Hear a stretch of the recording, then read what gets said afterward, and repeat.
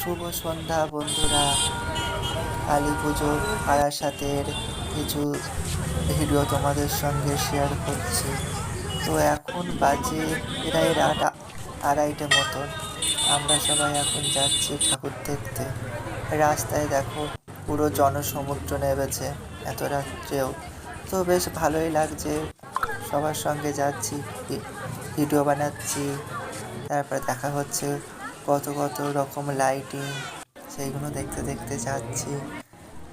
তো অনেকগুলোই প্যান্ডেল আমরা দেখেছি, কিন্তু সব প্যান্ডেলের তো আর ভিডিও তোলা সম্ভব হয়নি। তো এই প্যান্ডেলের আমরা ভিডিও তুলেছি।